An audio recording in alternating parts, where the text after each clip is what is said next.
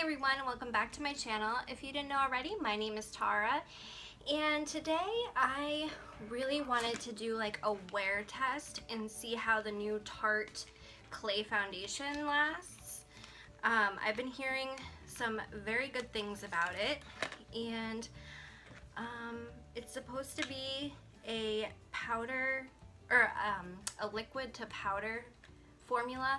Actually, let me grab my iPad and read the claims on Sephora, what it says. So it's the Tarte Clay Stick Foundation, and I'm in the shade Fair Beige. Wow, I never thought that I would be considered beige.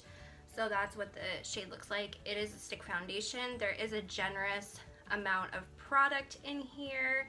I really like this cute little top. You know, leave it to Tarte to have really like pretty packaging but still good products. It retails for $39, and it is claiming that it's a 12-hour wear creamy clay foundation stick that delivers weightless, natural looking coverage and nutrients. So it is a buildable powder to liquid formula that melts into your skin for medium to full coverage, leaving a natural finish that looks and feels just like your own skin. So since it says that it's a liquid to powder foundation, I feel like I shouldn't have to set it when I put it on my face. So we shall see. And then I will go in with kind of a 3-hour marker and see how it's wearing, and then I'll do a clip of how it looks at the end of the day. So first I'm going to go in with the Drunk Elephant Hydrogel to moisturize my face. This will just help, you know, moisturize your face so that your foundation doesn't cling to any dry patches.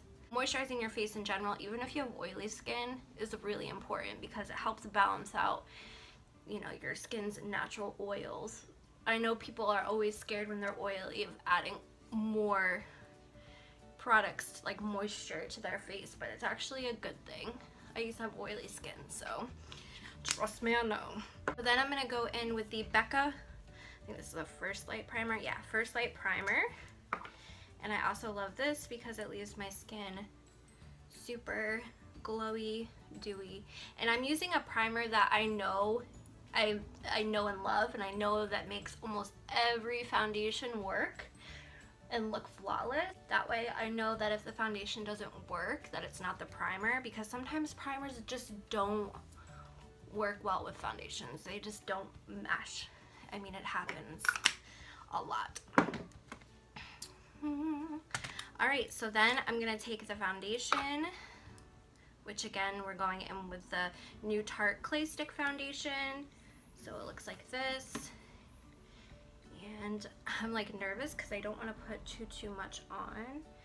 And honestly, I have not had the best luck with stick foundations personally. I don't know why. I don't know if it's because I have dry skin, but even with oils, they just don't have the best luck.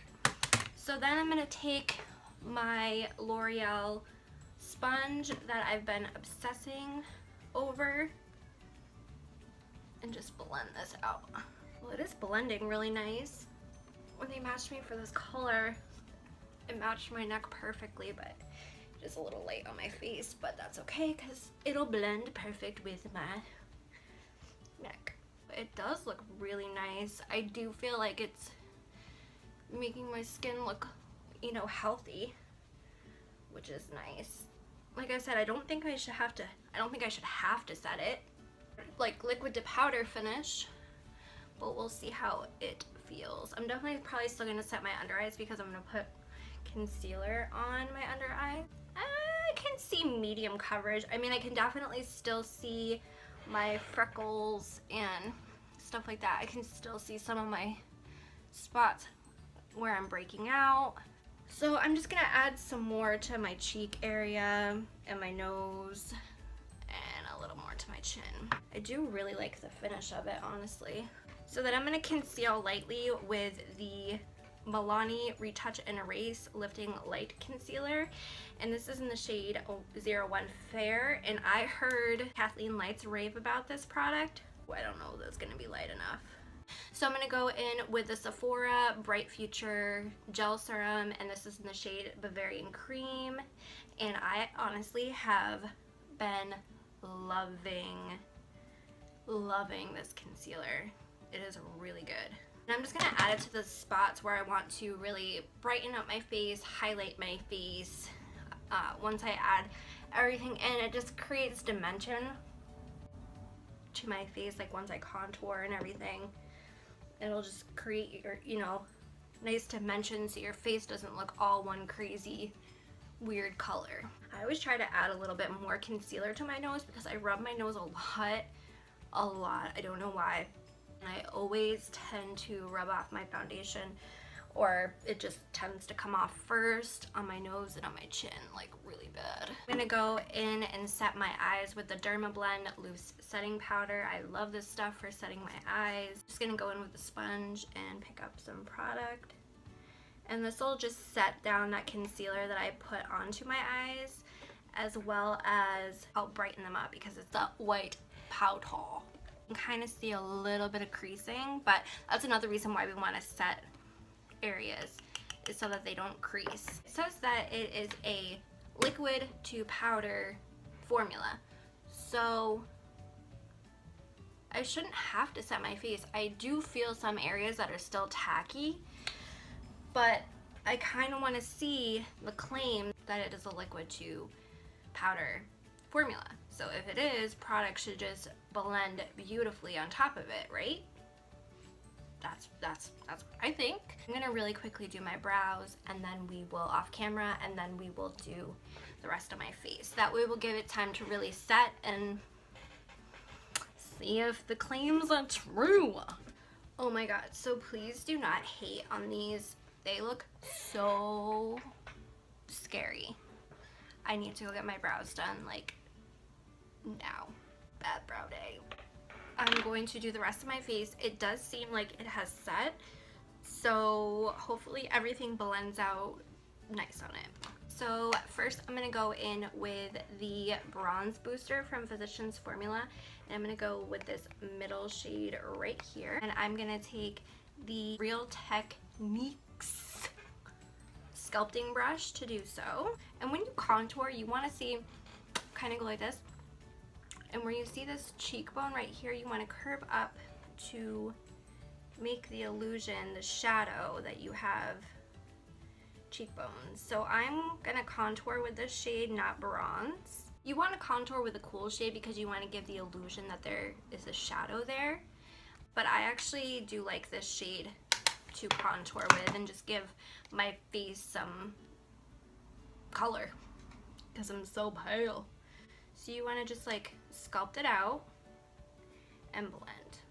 And you want to take it up to your temples once again to give that illusion and to warm up the face, blend it out. I mean, so far I feel like it is blending okay for not setting it with a powder. I don't think it looks like awful or anything. I don't think it looks patchy. And I'm using face products that I know and love, that I know perform really well. So that way I can, you know that it's the foundation if something doesn't work out, not the product that I'm putting on. I'm not using anything on my face as a new product. So you see how this just gives my face dimension. I'm not like all pale and sickly looking. I'm highlighted under my eyes, so that way it makes my eyes look more awake and beautiful. And then I'm sculpting out and giving myself dimension, baby.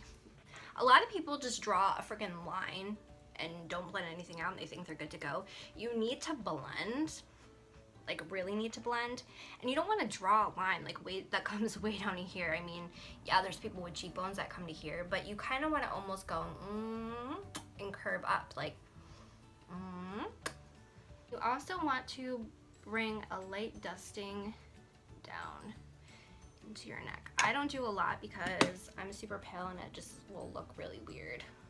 It is attacking my dry patches a little bit, but nothing like too crazy. I've been loving this blush, and I got it in my Ipsy bag, and it's from the Balm and the Cosmetics, and it's Balm Springs. And it is a small pan. So I'm going to be using the Sephora Pro Mini Airbrush 5.5 to apply this onto my face. I love this brush for blush, and then just tap off the excess. The Balm blushes are absolutely beautiful and they last forever. And with blush, I kind of just smile and put it on my cheekbones.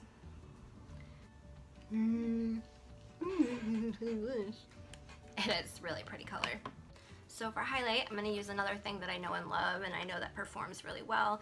It is the Ofra Highlight in Beverly Hills, and I'm going to take this white shade right here and this like, it's like a pinky, champagne-y. I'm going to mix these two together. And I'm going to take the Real Techniques setting brush. I just love it for highlight.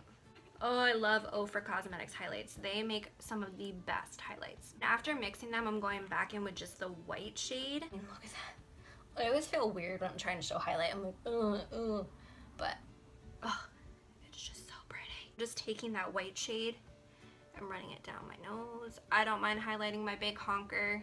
I know I've heard people like, why do you highlight your nose if it's so big, even when you don't contour? I don't know. I just like the way it looks. And then my Cupid's bow. So now that I did that, I am gonna finally set my face, and it's with the Coola SPF 30 face makeup setting spray with green tea and aloe. So I've really been liking this, especially when I forget to put my moisturizer on that has SPF. If I don't put that on, or if I don't have a foundation that has SPF in it, this is really great. I'm glad I got it in my Sephora play, honestly. It does sting your mouth a little bit, kind of like that spoof goof whatever one, but I like this way better than the spoof goof one. So I'm going to go do my eye makeup, and then I'm going to check in with you guys kind of periodically throughout the day to see how this foundation lasts, how it looks on my skin.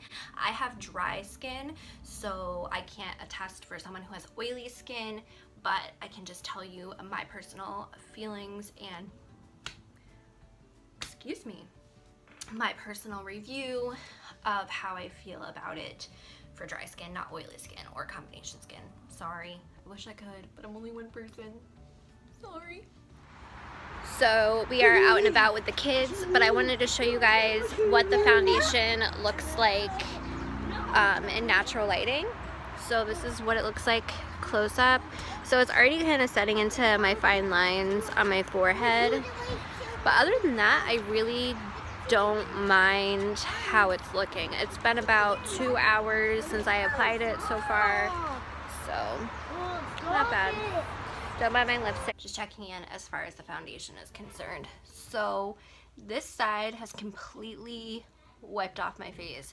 I've not reapplied my liquid lipstick. I know that wasn't part of the day review or whatever, but these do not last. They flake off. I don't know what the big hype was about the Milani liquid lipsticks, the metallic ones. I'm not a fan.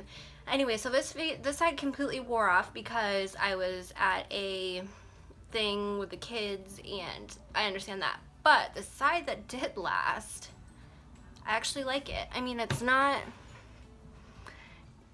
is a little like yucky right here, but I mean, it lasted pretty long. It is a little dry on my chin area. That I did not like.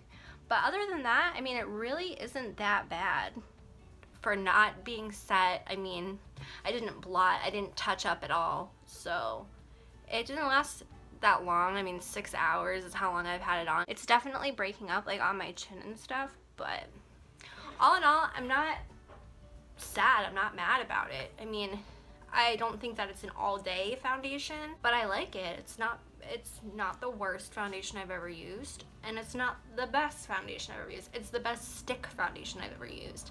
And for not being set, I think that it did a really good job. I'm gonna have to see how it is if I set it.